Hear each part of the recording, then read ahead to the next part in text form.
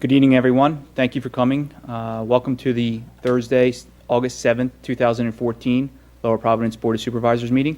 Will you all please rise and join me in the Pledge of Allegiance?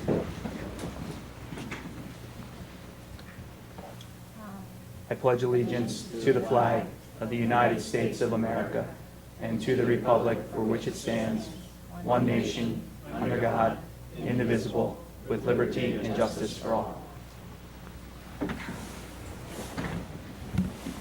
Again, thank you everyone for coming. I know we're in the middle of the summer here. We're missing a couple supervisors here tonight who are on vacation, and we're joined by Jonathan Rice, filling in for John Rice tonight. But could we please get the official roll call? Absolutely. Mrs. Ekman is absent. Mr. Sergini is absent. Mr. Duffy. Here. Mr. Thomas. Here. Mrs. Zimmerman. Here. All right. Turning to the agenda, the first item on the agenda tonight is the consent agenda. We'll look for a motion to, accept the consent agenda. I'll make a motion to accept the consent agenda. Second. All right. Any questions or comments from anyone in the audience? All right. Having none, I'll put it to a vote. All those in favor? Aye. All right. All those opposed? None? Looks like it passes. All right. We're on to number 2A, the Lower Providence Community Library update. You get in and out earlier tonight. Yeah. Thank you for, is this on? Am I on? Okay. Thank you for letting us come this evening. We, the library board and I would like to give you a brief update on how we have been utilizing the increased funding that you granted to us this coming year. When we ended the year in 2013, our income level was $16,000 below the expenditure level that the state requires us to meet in order to qualify for state financial aid, our library aid. And our wages that we were paying our employees were some of the lowest in the county. We hadn't given raises for 3 years, and we were having an increased turnover in our library staff. We also, in the fall of 2013, issued a community-wide survey in preparation for planning for our new strategic plan for library services for the next 5 years. And we knew that we would not be able to meet the expectations of the community for library service or to pay our staff a fair wage if we didn't have an increase. So we want to thank you very much for the increase that you granted us and made it that possible for us to do that. So what have we been doing with your money?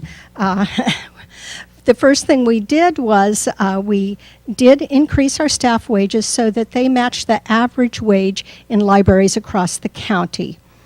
We also have enough funding for flexibility to make another adjustment should the minimum wage increase, which I expect will happen at some point before too long.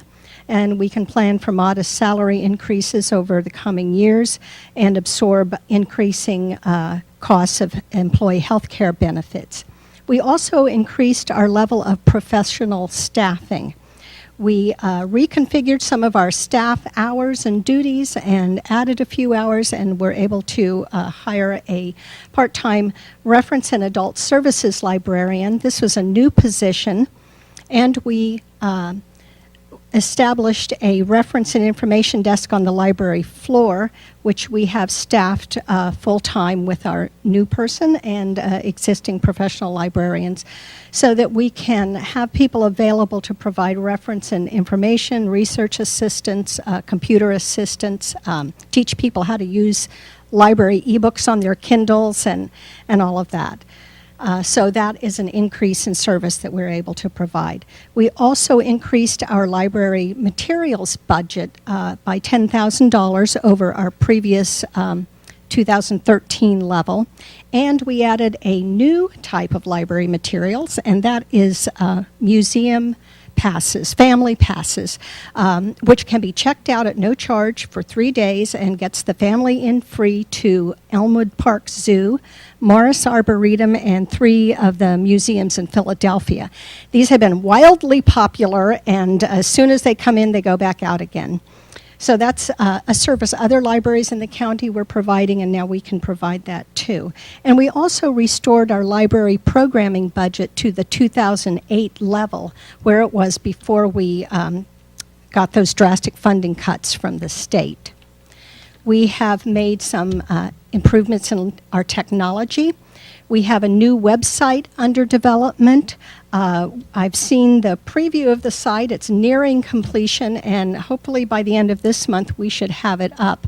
A website is an invaluable tool to the library because it's basically our virtual door. Through the library website, you access the library catalog, your library account, the online databases, research databases, our library ebooks, our digital downloadable audiobooks and digital magazines. So it's really an extension of our physical presence. So we're very pleased about that. We also replaced our 3 oldest public access computers. They were Windows Vista platform. We've replaced those 3 with Windows 8 computers, and we purchased touchscreen monitors so that we could offer the best in technology and the newest to our patrons. And in addition to the 3 replacements, we added 1 more new computer, so we've increased our library capability for providing public computing access. And coming yet this year, we will be purchasing some iPads for use in both the children's and adult departments in the library.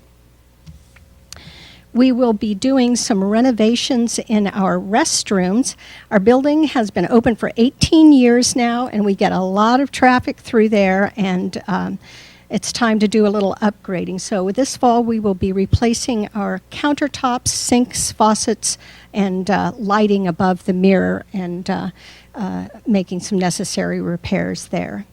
And then finally, we have issued a request for proposal for an architectural consultant to redesign the existing space in the library to enable us to accomplish our goals for service identified in our strategic plan. And these goals were based on the community survey that we circulated in the fall. So some of the things we hope to be able to do are provide quiet space for reading and study. And you may think, why, the library itself is a quiet place, but that's not so. If you've been in there, anytime we have children's programmings, just about any time of day during the summer, it's a pretty busy place, and sometimes with our open floor plan, doesn't provide a lot of quiet. So we're looking to create some quiet space. We're also looking to provide some enclosed collaborative spaces where small groups like a study group or a tutor and pupil can meet. We want a defined space for our teens, and we also need more space for our teen area. We are looking for a new arrangement of our public computers that would allow a little more elbow room and workspace around the computers. When we'd like to reconfigure our service desk and incorporate our new reference and information service desk into the whole circulation desk area and make like one point of service. So we'd like to kind of redesign that. Our Friends of the Library can use a more defined space for their ongoing book sale area and are in need of some solution for storing or putting somewhere the donated books that they're constantly receiving until they can sort them. So we'd like to see some kind of space for them. And we've received a lot of requests for a cyber cafe coffee bar area in our library. So we are looking at creating a space where we can have a self-serve coffee machine and maybe a vending machine, a couple tables where people can sit with a snack, use the wireless Wi-Fi hotspot, read the newspaper, read their study, whatever. Sometimes people will come and stay several hours at the library, and this is something they've been asking for a while. We we're asking that the plan be developed in phases so that we can accomplish bits of it as we have the funding. And we are aware that significant renovations must be approved by the township. That's in our latest amendment to the Library Services Agreement. And so we will be keeping you apprised of through the design process, and we'll arrange for a presentation of the proposed design when it's ready. At this point, we haven't yet engaged an architect. We asked for proposals to be in by the end of this month, so hopefully in September we'll be getting to that. And final comment to make is I just wanted to make you all aware of the many ways that our community members are individually supporting the library through their volunteer service. We just had our volunteer picnic last week, and I know a number of you responded that you weren't able to come.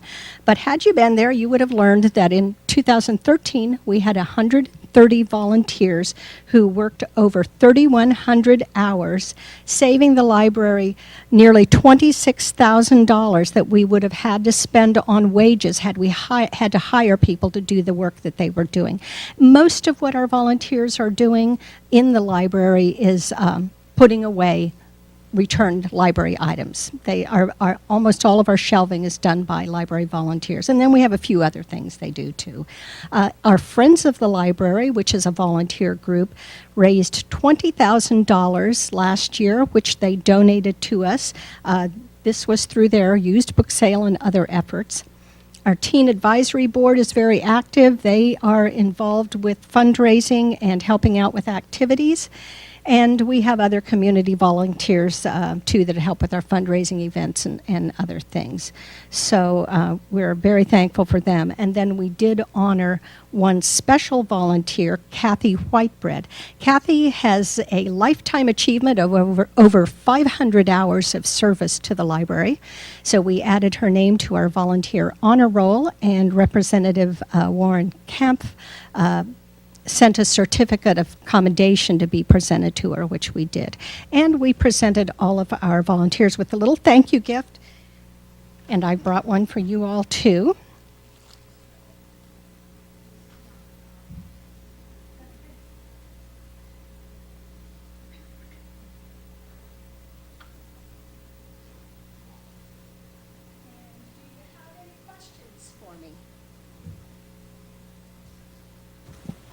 Lynn, first of all, I would like to thank you on behalf of the Board of Supervisors for the tremendous community service that you provide and the library provides. Thank you. I know I was keenly aware of how vital the library is back in, I guess, February when we had the horrendous ice storms here in the township. Yeah. And the library opened up their doors to all the residents, and it became a refuge there for people to, come and have some warmth, recharge their cell phones, get something to eat and drink there. So, thank you very much for all the Sure. wonderful work that you do. Sure. Thank you. No questions? Thank you.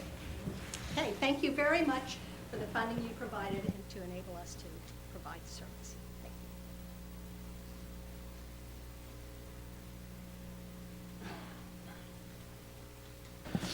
you. I believe the next item on our agenda is the conditional use hearing, and for that, I will turn it over to Mr. Rice. Thank you.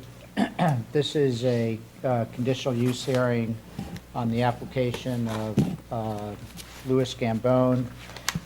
It's a conditional use request to place some fill in a floodplain, and under the floodplain provisions of the zoning ordinance, it requires conditional use approval by the Board of Supervisors.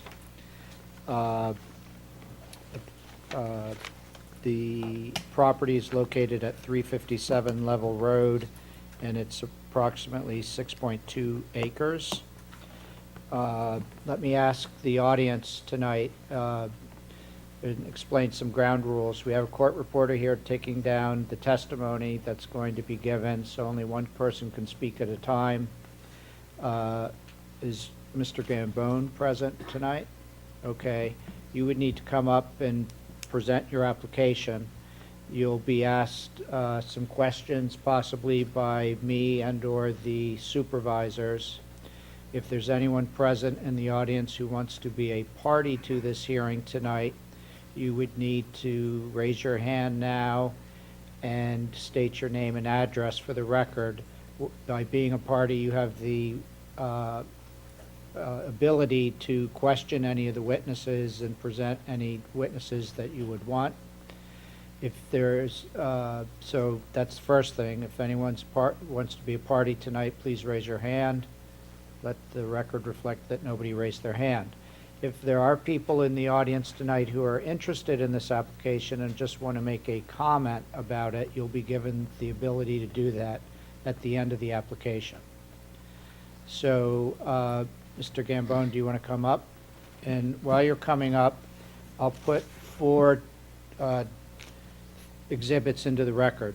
B1 will be the conditional use application that was received by the township on July 8th, 2014. B2 will be the legal notice of the public hearing tonight. B3 is the July 16, 2014 review letter by Timothy Woodrow, the township engineer.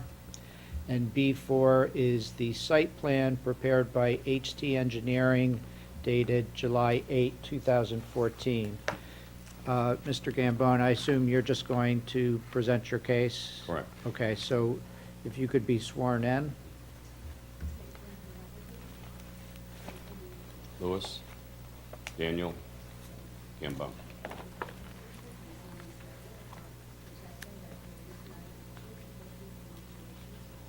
I do. So why don't you make a presentation as far as what you want to do and describe your property, and then we'll ask you any questions. Okay. Yeah, we have a property down on 357 Level Road, intersects where our coal is by the bridge that's currently closed down. There are obviously going to be some bridge reconstruction project that's going into hopefully effect soon. And we are right to the right side of that. They are going to be filling the left side of the area on the opposite side of the bridge. And obviously, we have a low-lying area that we would also like to fill in within conjunction of the change that's going to take place there with the new bridge. And right now, what do you have on the property? It's an old grist mill, dates back, I believe, somewhere in the 1700s. And like I said, there's about an 8,500 square foot area of that 6.25 acres that's in a low-lying area that is the subject spot that we are looking to put some fill in. And have you seen Mr. Woodrow's letter, of his review letter of July 16th? Yes, And do you agree with the conclusions he's reached that the fill-in of topsoil will not have any adverse impact on the floodplain? yes, And do you agree that, well, of course, there's no structure proposed with this application, correct? correct. And the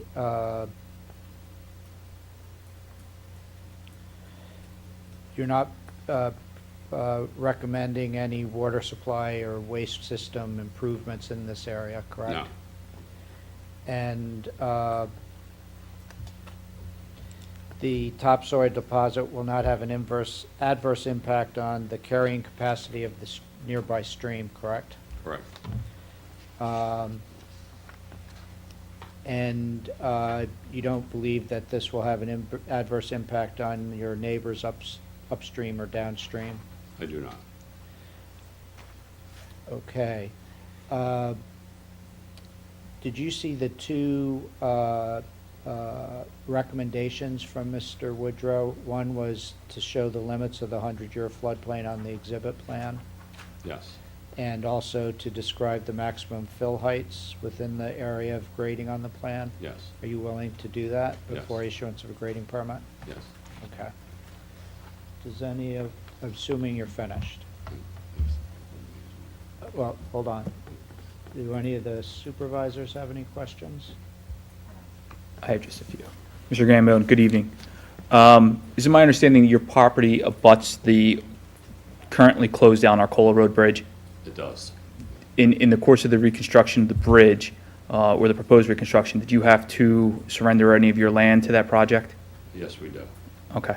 Or is any of this grading as a result of having the newly constructed bridge being next to your property there? Yes. I have no further questions. I don't know if anyone else does. Thank you. So, does anyone in the audience wish to make a comment on this application? Could you come forward and state your name and address?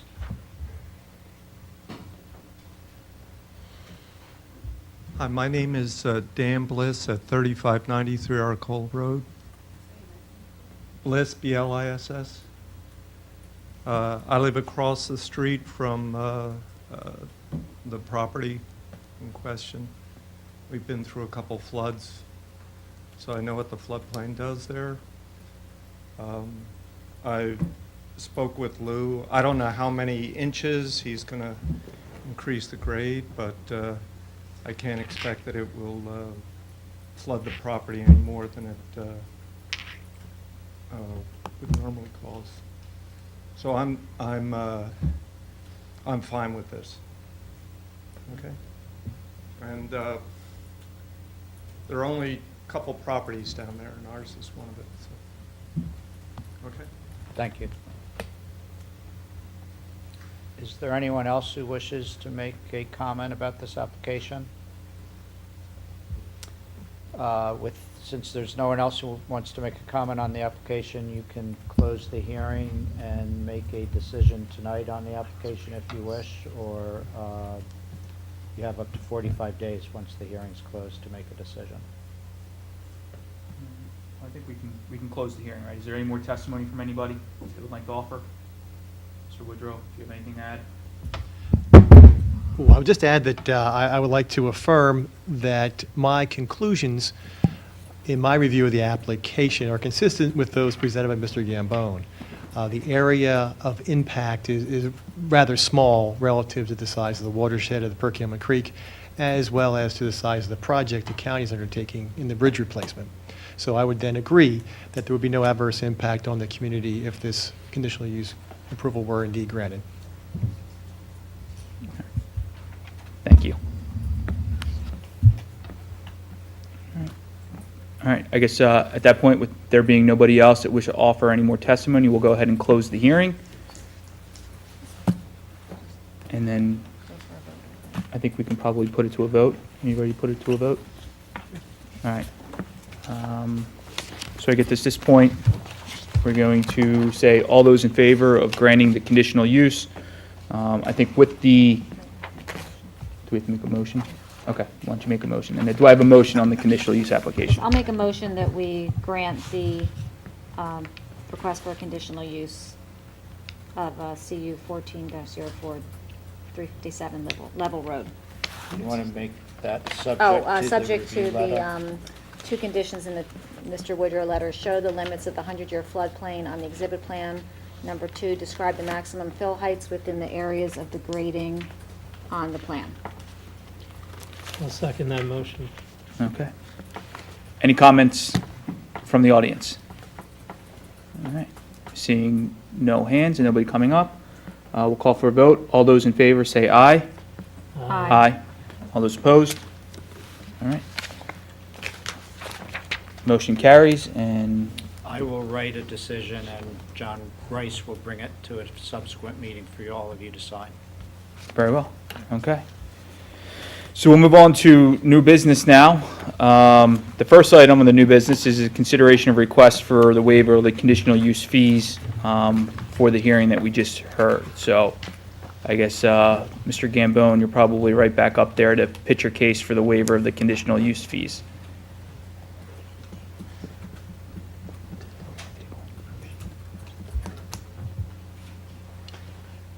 She won't be recording you now. The hearing's over.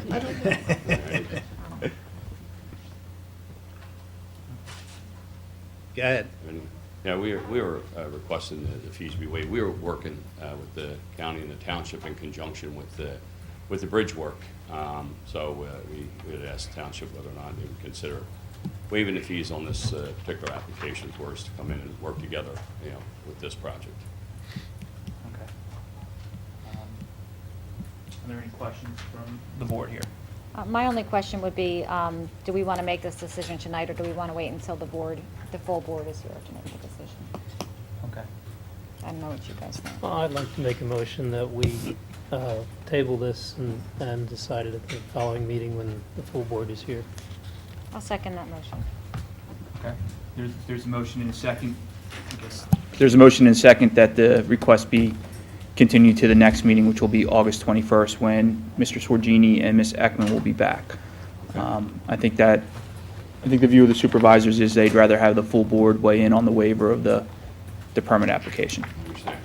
All right. Thank you. So is there any comment from the audience? Any? All right. Seeing none, I'll call for a vote on the motion. All those in favor? Aye. Aye. All those opposed? All right. Motion carries. Thank you. Consideration and the board's time. Thank you. Thank you.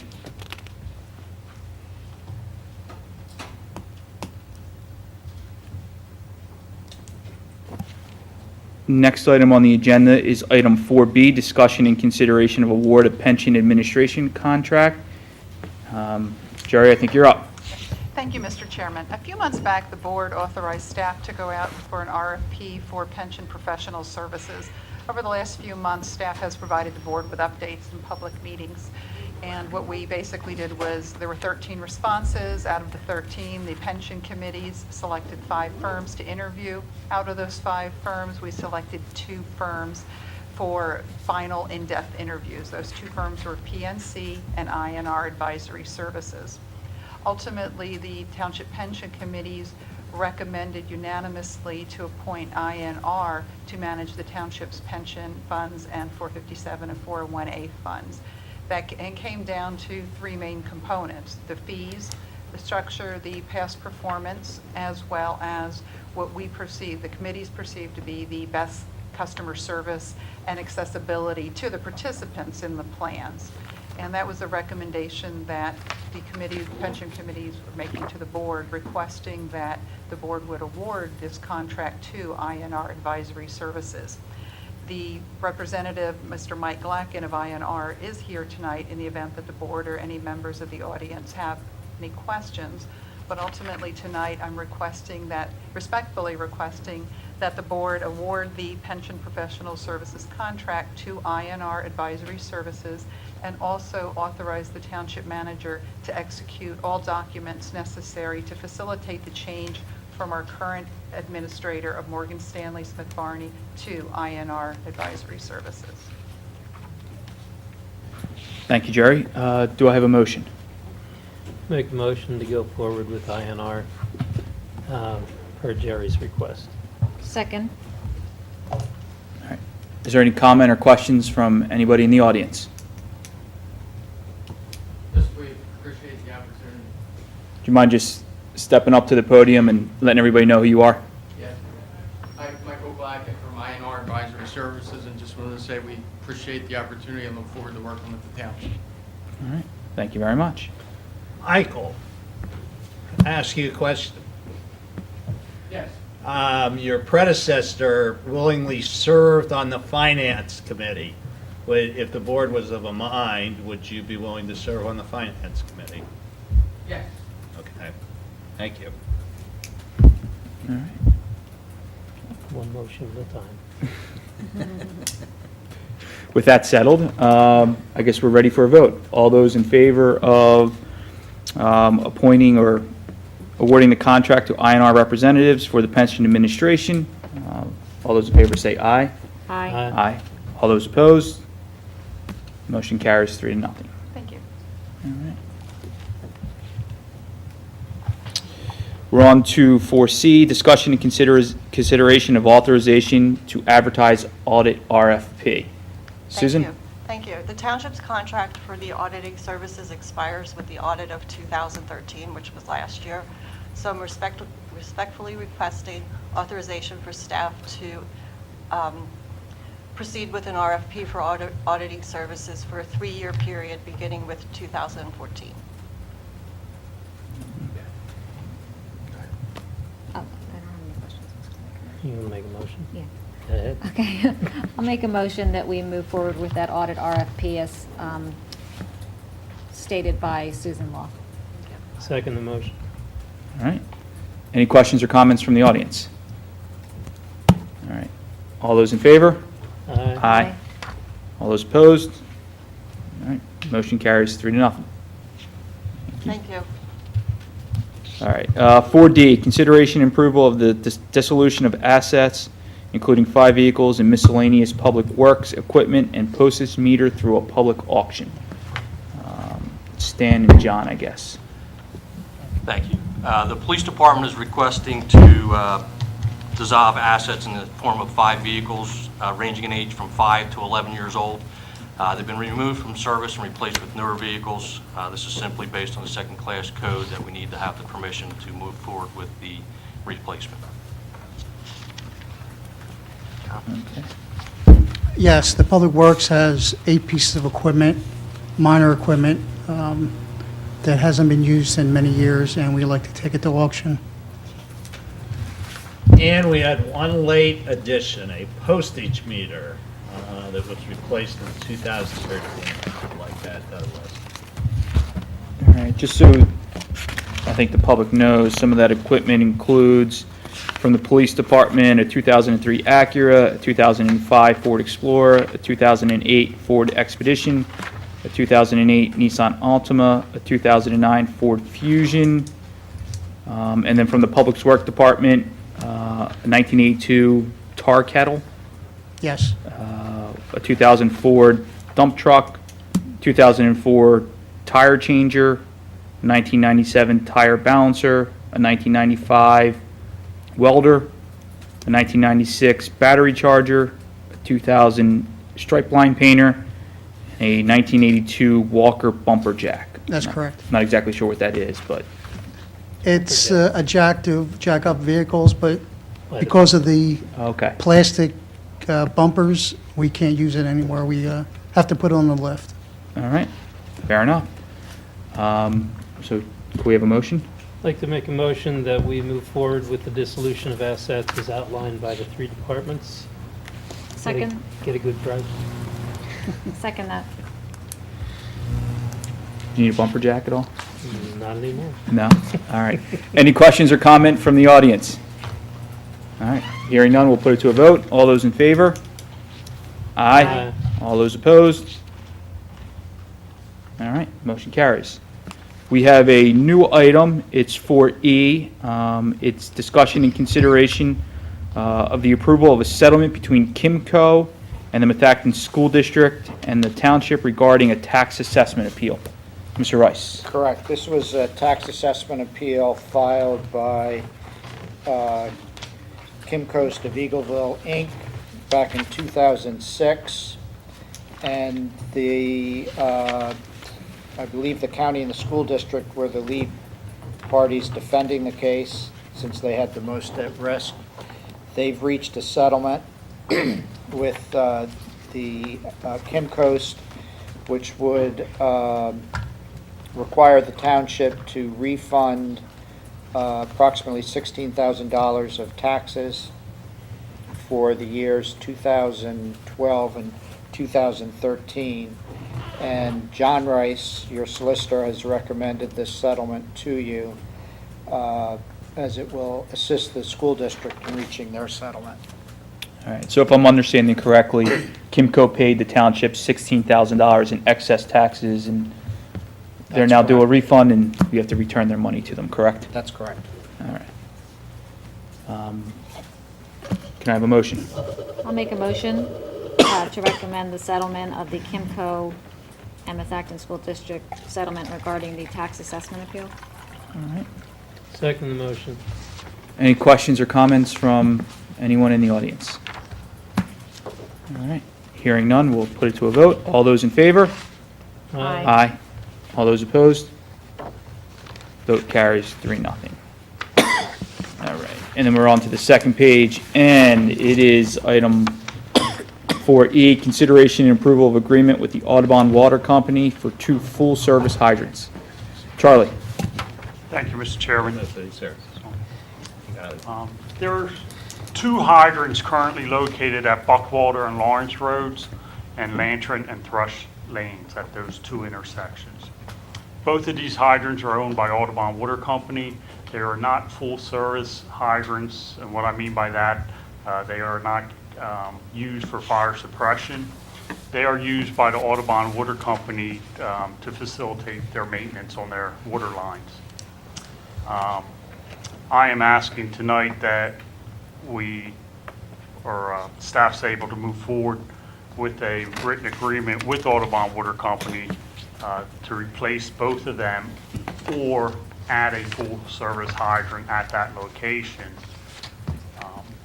Conversation with Audubon Water Company over the last several months ended with they are in agreement and they will cover the cost of both the equipment and the installation.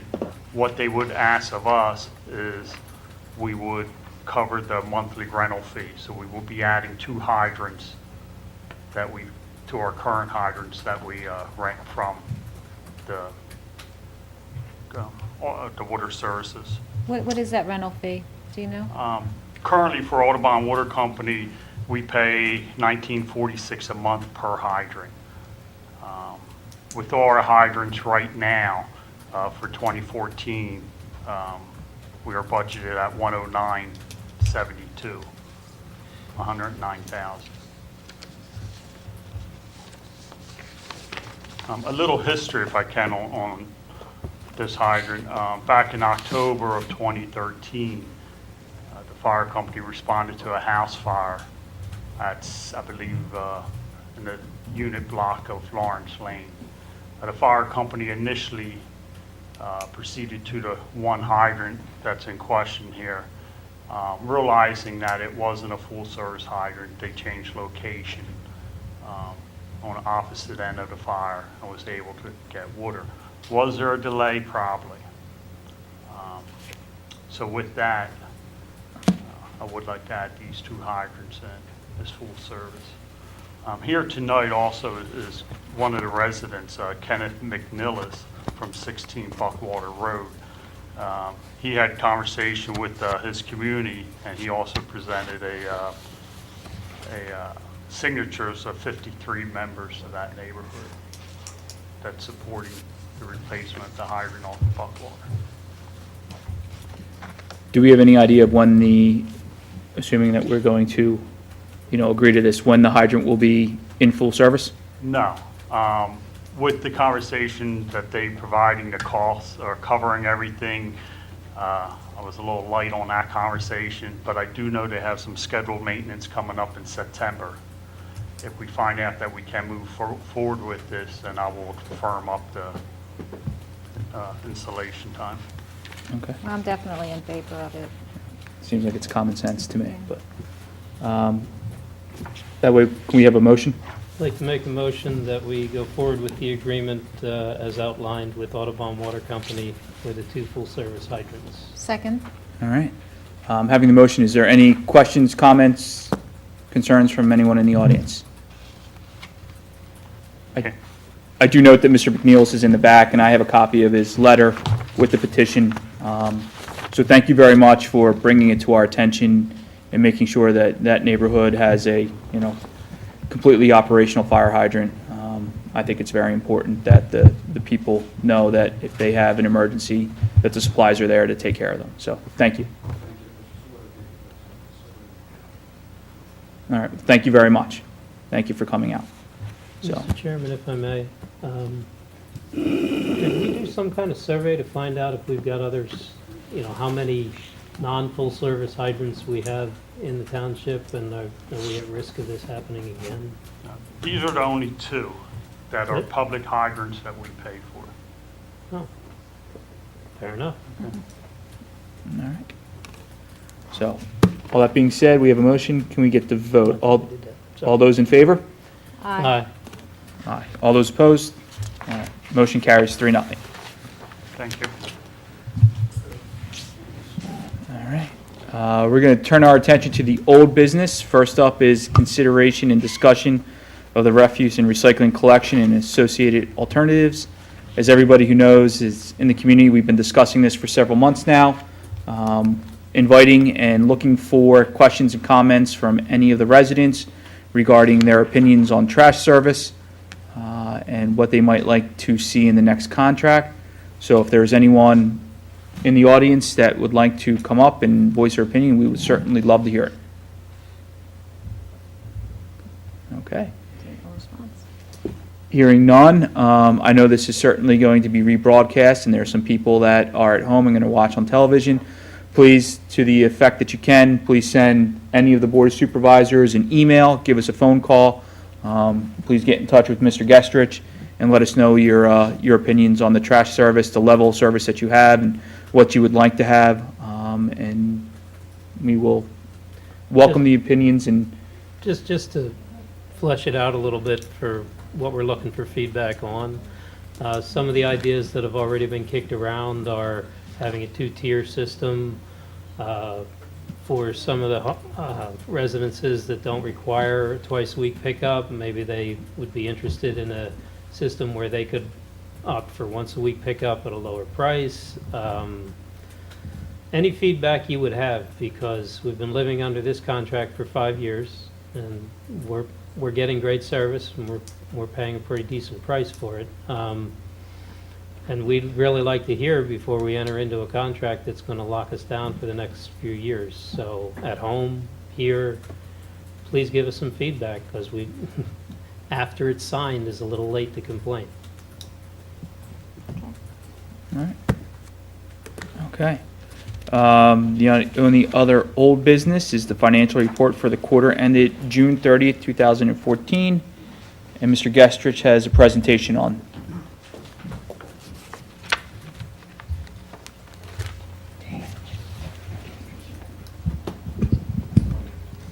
Thank you, Mr. Chairman. Finance Committee and I have been working on the format for your quarterly reports. And we have resolved to put it into the format of 3 separate tests. You'll be happy to hear tonight that we passed all 3 tests. But I'll walk you through the format that we use and the results of each one. First of all, as a summary, the second quarter revenues as of June 30th, 2014 are running ahead of expenditures by $845,014. Now that's a great figure, but don't get too excited about it yet because it's early in the year and we mostly get most of our real estate current taxes in the first half of the year. Okay? But the thing that's really interesting that's going on, and nobody's really noticed it, little bit by little bit, between the revenues and expenditures, they're quietly combining to eliminate the $911,000 deficit that was budgeted for 2014.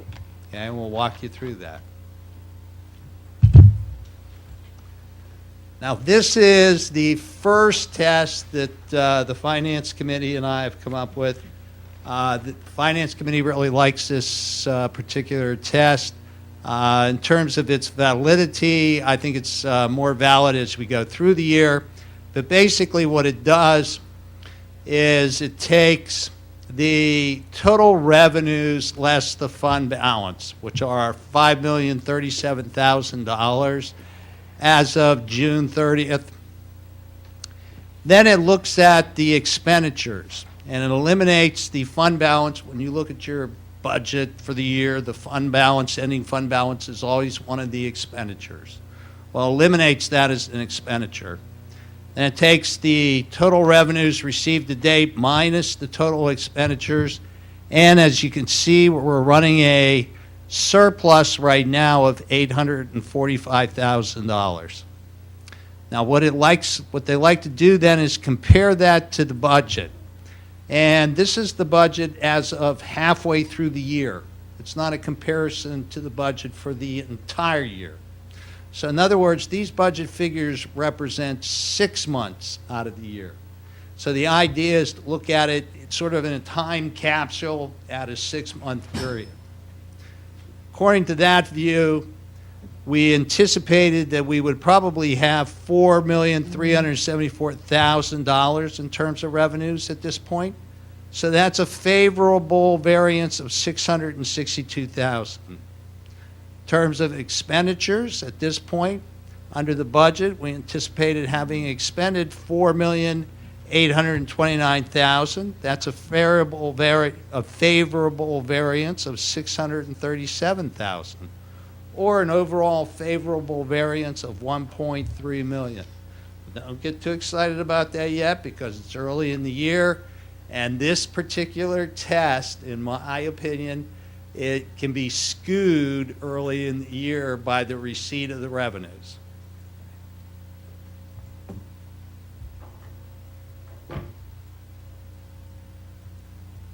There we go. This is the second test that the Finance Committee and I have come up with. This is actually in reaction to, once I took office here, we developed a policy. And that policy was that the general fund should always end the year with a balance of 5 to 7% minimum of the annual expenditures, less any ending balance associated with those expenditures. As you can see, we've easily met that 5 to 7% test so far. We've got a beginning fund balance of $2 million. We've got a surplus that we're running of $845,000 for an ending balance of $2.8 million, while our expenditures without the ending fund balance are $9.6 million. So we're looking at a 30% as opposed to 5 to 7% level. So we've certainly met that level for that test. When we met, one of the things that the Finance Committee wanted me to do was kind of walk you through some of the highlights so far of the year. Before I get to the third test, I'm going to do that. And the highlights so far for the year on the revenue side, as you can see, the revenues are much above what we had budgeted so far. Why is that? Well, here's one of the reasons. Real estate taxes. We've received $1,291,000 of the $1,385,000. In other words, we've received 93% of the real estate taxes already. So that's why the first two tests tend to be skewed at this time of the year. Earned income tax. Now this one is an indicator so far of our fiscal health. Because when you look at the earned income tax, we've received $2,659,000 of the $4.4 million budgeted. While at this time of the year, you would expect to have received 50% of that figure.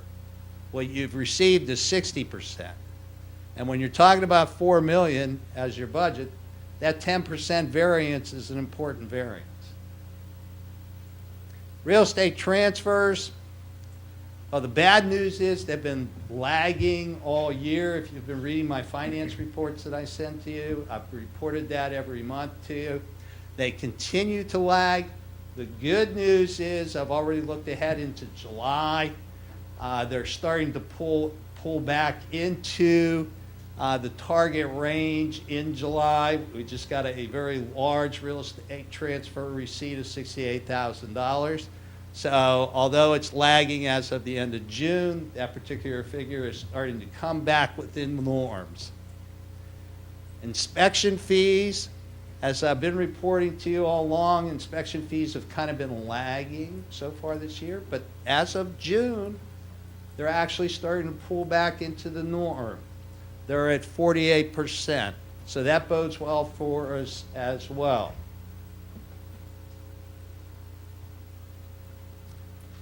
Some of the expenditure highlights. Well, the biggest highlight is that we're running under budget. But some of the ones where we aren't, I've talked to you about some of these before, particularly the snow removal costs. We're at 124% of budget. We've spent 138,000. We only budgeted 111,000. Now, these other costs are basically winter related as well. And there's one other one that didn't make it up here, diesel, but heating oil, that is also related to the winter. We're at 81% of our budget in terms of our expenditures, and that's too high, but it's really a reaction to the winter. There's nothing you can really do about that. The other one is gas propane. We did do something about that. Gas propane as opposed to heating oil. The heating oil is under the consortium municipal contract. The gas propane was not. So we were able to change carriers and get a much better rate, but the damage was already done through the winter, and we've spent 113% of that particular account. And then we've got the EOC operations with the blackboard. As you know, we had contracted with the county to do our messages. The county still, I don't think, is ready to do our messages. But so we went back to the blackboard, and that was an additional cost. Now here's the key. This is the key test, and this is a test that I've been using for the whole time I've been here. And we discussed this at length with the Finance Committee, and they're in agreement with this test. I think that this particular test is the most accurate predictor at this point in time in the year. I think it's a really good test to know exactly where you're at. What it does is it smooths out, takes the beginning fund balance, smooths it out across the whole year. In other words, it accrues it for each month. Takes the real estate taxes that you receive in the large sums early in the year, smooths those out as well. Any large expenditure that's going to occur later in the year, I smooth that out as well. For example, pensions. You're going to be making a very large pension payment of about $600,000 in October. It smooths that out, applies it to every month starting in January. So here's how it works. And what the Finance Committee wanted me to do was explain to you just exactly what goes on, because it's a little bit complicated, but I've tried to simplify it a little bit. We take all of the beginning revenues, including the beginning fund balance of $2 million. That's $7 million. Then we take that beginning fund balance out, and then we put it back in. And we put it back in at 6/12 of the year, because we're measuring just up to June. So that's 6/12 of the year. So that gets applied as a credit, that $1,026,000, which is basically half of the beginning fund balance. We then take out all the real estate taxes that we received, and then we put them back in at half the rate. So it's $645,000 to represent what we would have received on a monthly basis if we would receive them evenly throughout the year. Come up with an adjusted revenue calculation of $5,418,000. Then we take all the expenditures to date, and what we do is we add in, because when you look at your budget, we always add in the ending fund balance to the budget. We take, that's $804,000. That's what we had budgeted to end the year at. We add half of that back in as an expenditure, and then we add in the pensions, half of that at $342,000. We come up with $4.9 million in terms of expenditures. That's $5,418,000 in smoothed out revenues and $4,936,000 in terms of smoothed out expenditures.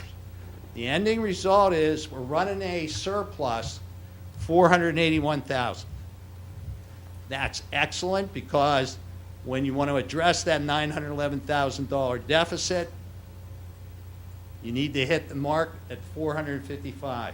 We're hitting the mark, we're exceeding it, we're at $25,608 ahead of it.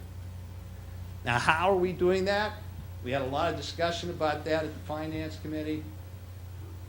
It's basically a game of percentages. It's a little bit at a time is what's going on. With the exception of the earned income tax that is running about 10% better than what we anticipated. Otherwise, revenues overall, when you smooth them out, are only running about 2% better. Expenditures are running about 3% under what we had budgeted. So it's a game of percentages, and we're winning the game of percentages.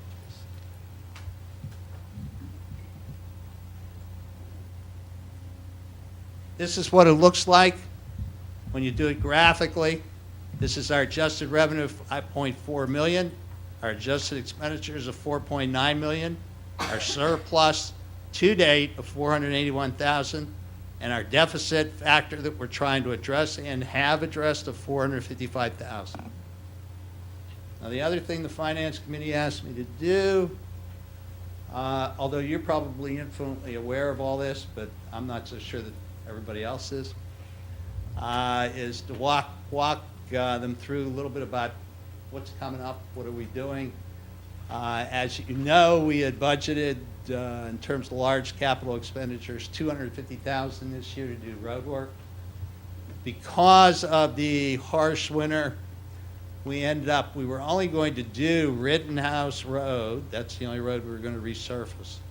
We decided, because of the damage that was caused by the winter, to do Crawford at an additional $100,400, Church at an additional $261,000, and Surrey Lane at an additional $47,060.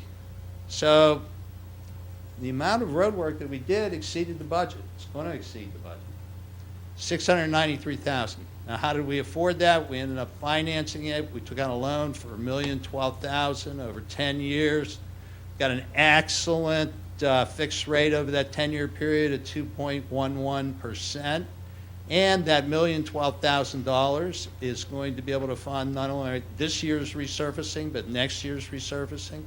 We put together a 5-year road resurfacing plan, and that $1,012,000 is going to be funded by the increased liquid fuels allotment that we're going to be receiving, as opposed to a tax increase. What is the payment on? 113. The payment, I think it's 113 a year. 113. Yeah. What's on the horizon? We're busy working, and we've got our arms around the 5-year budget. We've gotten capital requests from the police department. We've gotten capital requests from Public Works. We've gotten capital requests from technology. We've got our arms around that. It's basically under control at this point. We've got a meeting set for next week. We're going to meet with all the department heads. We are working on the 2-year operating budget. We're starting to get our arms around the 1-year operating budget. From there, we're going to launch into the 2-year operating budget. So that ends my presentation. Any questions? Go ahead. Yeah, I had one. It's very encouraging. On the expenditures, we're doing better than expected, and I know you said it was by percentages. Are there any highlights, or is it just a little bit here and there that we're saving a ton of money on? Yeah, this is the question, the kind of questions we went through at the Finance Committee. Yeah, it's 2% here, 3% there. We bought the paper clips on sale. We got toilet paper at a bulk rate. If there's any, in terms of the expenditures, if there's any place where we're doing well, that's, yeah, but it's not a knockout blow either. It's legal. We're doing well on legal. Okay. Yeah, but otherwise, it's 2% here, 3% there, 5% here. Yeah, it's a game of percentages. Yeah, we Okay. went around and around and around with this, and there's only 2 things that I can really identify that are key players: Yeah. earned income tax and legal. Okay. And legal's not really that much of a, it's not a key player. Okay. Yeah. Thanks. Rich, thank you very much. Okay, thank you. Are there any questions or comments from the audience at all about the presentation? Okay. With that being said, we'll move on to some announcements. First announcement is at the beginning of, or prior to the meeting, we held an executive session back in the boardroom, and we discussed some real estate matters as well as some legal issues. The Parks and Rec Board meeting is coming up this Tuesday night, August 12th at 7 o'clock. The Library Board of Trustees meeting is on August 18th at 7 p.m. The Planning Commission meeting is August 27th at 7 p.m. There was a Planning Commission meeting on July 23rd. There was one item that was before the Planning Commission that was a request from the owner of the property at Trooper and Ridge Pike, where the old Luke Oil gas station was, for a ordinance change to the Ridge Pike ordinance, allowing a drive-through, as the owner wants to put in a Dunkin' Donuts restaurant there. The Planning Commission considered it and denied his request for an application, and I believe it's going to come before the Board of Supervisors in the near future. There is also a zoning hearing board meeting on August 28th at 7 p.m. Any other announcements or anything from any of the board members here? I have nothing. I don't have an announcement. Point of business, though. Could we go ahead and nominate the young man from INR to be on the Finance Committee, since he agreed before he skedaddled? Are you ready for that, Rich? Do you want I that, want Rich? yeah, you could do We have it. an open- I we have was an going to put it opening. formally on the next agenda. Oh, okay, we'll Yeah, wait. that way you'd have the terms and all that kind of good stuff that, you know, I just wanted to know whether he was interested or not. Okay, but we have an opening right now, right? Well, yeah, Chris Engelbert served on the Finance Committee, but now that Chris is no longer, you know, one of our consultants, I'm sure that, you know, Chris doesn't, Okay. yeah, I'll wait till you get your ducks in a row then. okay. All right. I withdraw that. Okay. Is there any questions or comments from anyone on the floor on any issue? Okay, hearing none. I'll look for a motion to adjourn. Make a motion? Second? Okay. Before we do that, just a quick note that the next Board of Supervisors meeting is August 21st at 7:30 back here. All those in favor of adjournment? Aye. Aye. Aye. All right. Thank you very much.